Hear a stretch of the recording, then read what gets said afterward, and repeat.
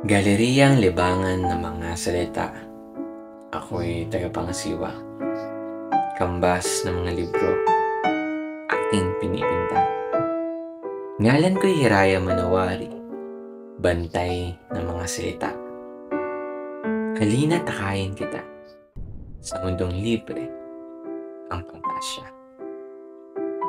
Kulay na kitahimik. Gawing matinis na sigaw. Lihim sa bawat tema. Ibubunyag ang panglaw. Sakto sa timpla. Tulad ng pait ng kaping barako. Kahit ang pagpinta ng salitay. Sintamis ng pagbitaw sa pangako. Bawat salita, isang guhit. Bawat dampi, isang tula. Nagaliyab ng damdamin, bawat linya'y praktisado. Maabot na mong pangarap sa ni mangyari. At sa gitna ng paglisan at pagtagpo, lubid ay di maitali.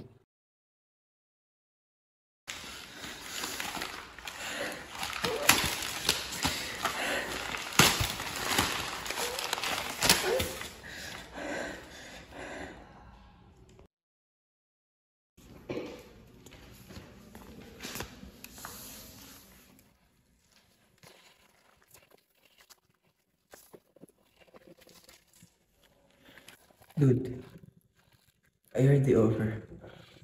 Di ba matagal mo na hinihintay yun? I know, things have been hard for you lately. Why don't you try going to art galleries? Malay mo, dun ka makahanap ng inspirasyon na makapagsulat ulit. Don't be afraid to start over again. Hihintayin kita. Hihintayin ka namin.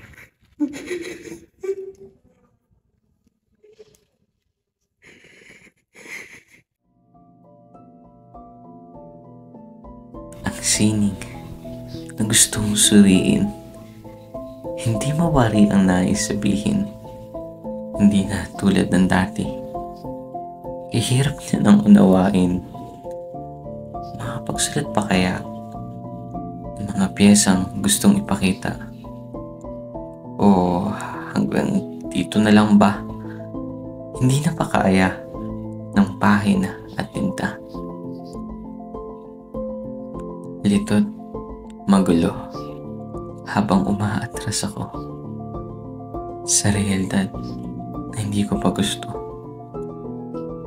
Lilisanin ko muna ang lahat ng bigat na dalahin ko dito. Hahayaan ko muna ang mga paa kung saan ito gustong tumungo. Subalit, sa muling pagbabalik, maayos na ako. Pangako.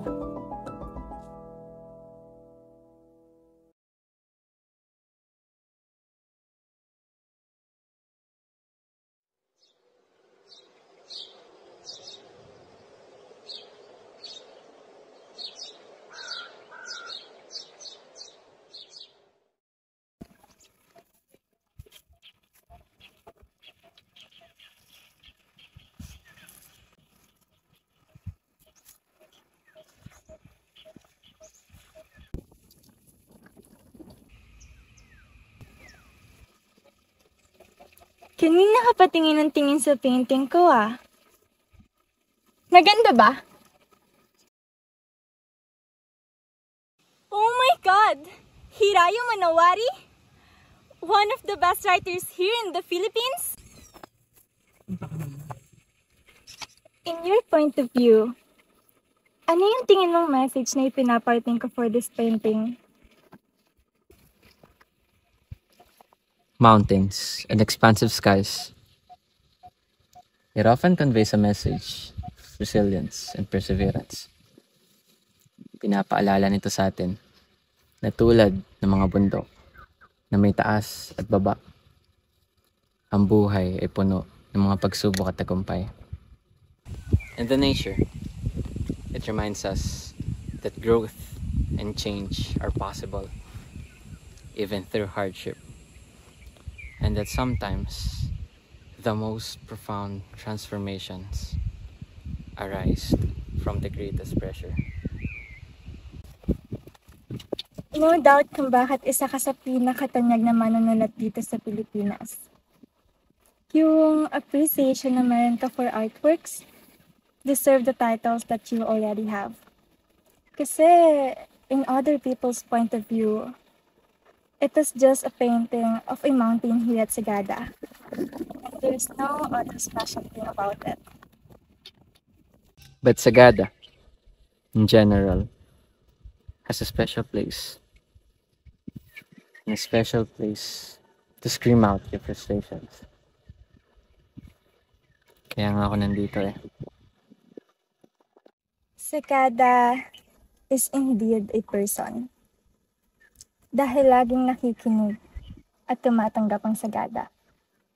Lugar na maaari mong takbuhan sa tuwing may gusto kang takasan. Luna. Hiraya.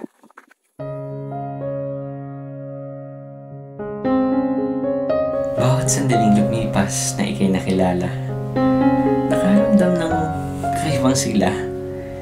Hindi alam kung tama ang aking nadarama. Sa iyong tabi, aking luna. Handa bang maglakbay na ako'y kasama?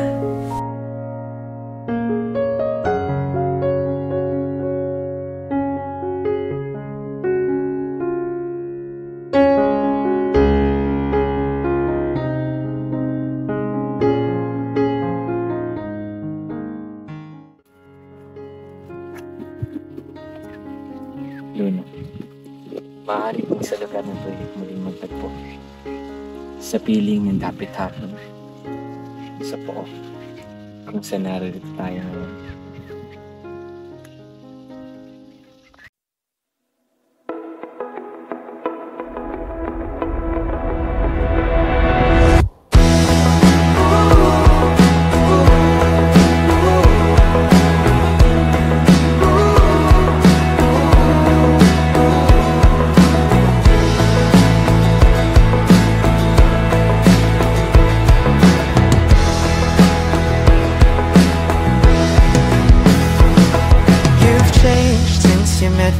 And I feel I've done the same.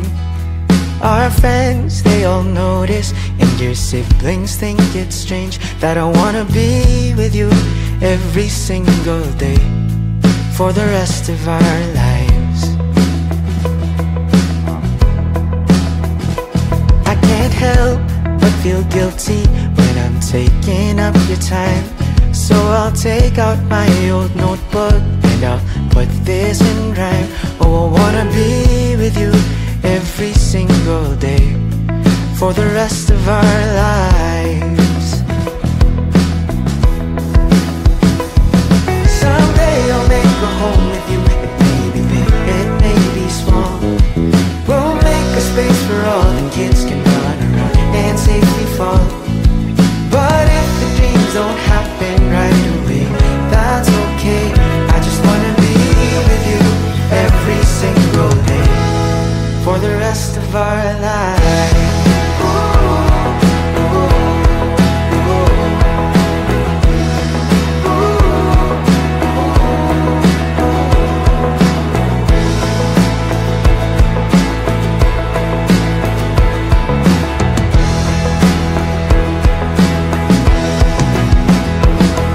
You've changed since you met me, and I feel I've done the same. But I've changed for the better, and you're the one to blame. That's why I wanna be with you every single day. We've had our share. Hiraya. Maaari pa tayong muling magtagpo sa piling ng dapat hapon, sa pook, kung saan naririto tayo ngayon. Someday I'll make a home with you. It may be big, it may be small. We'll make a space where all the kids can run around and safely fall. But if the dreams don't happen right.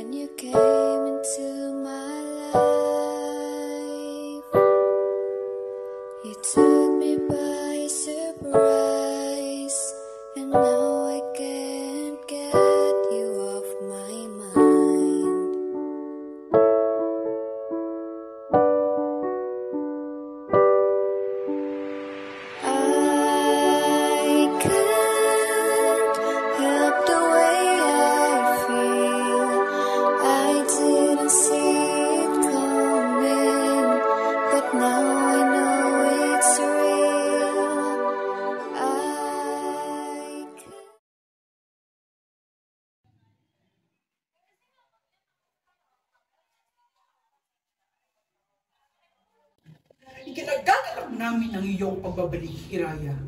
Ating tunghayan ang pagbabalik ni Hiraya Manowari.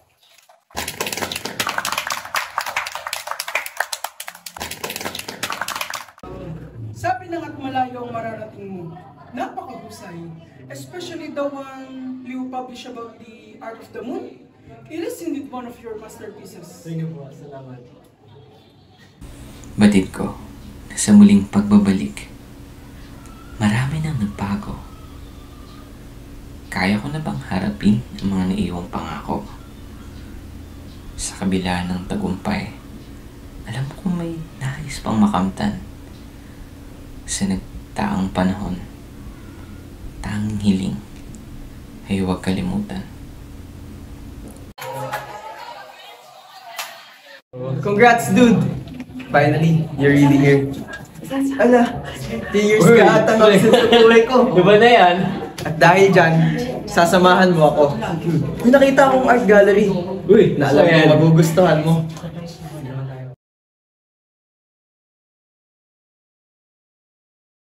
And we're here. What do you think, Hiraya?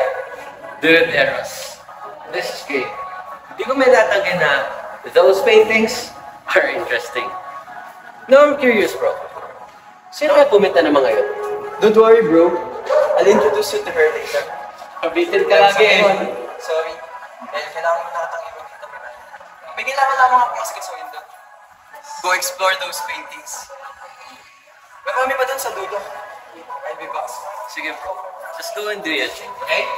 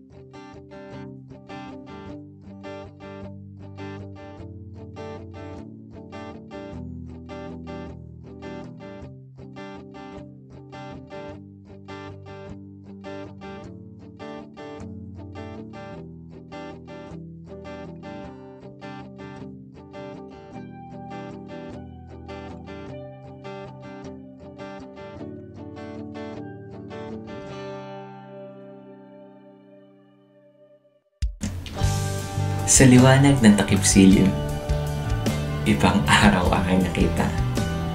Bawat bahid ng pintura, singito ng iyong mga mata. Bawat higla ng iyong buhok, nakikipaglaro sa hangin. Sumabay sa iyong paglingon, paghupa ng mga isipin. Sa maagang paglisan, mga alaalang tinalikuran, mga kathang sinambit, ngunit di na panindigan. Bawat hakbang, pababa, isip ay nagwawala, nagtataksil. Sa tadhana'y nagmamakaawa. Ngunit sa pagbalik, buwan na may nasilayan. Paglipas pa ng oras, iyon ang nakalimutan. O tulad ko'y patuloy na nagtatanong sa hangin. Umaasang panaghoy kaya nitong tangayin. Kung natupad ang storyang pinipinta sa isipan at di na paglaruan ng pangakong nakalimutan. Kung sinabi ko sa'yo at pinigilan mo ako, nakakit mo kaya mga pa akong tumimo sa tabi mo?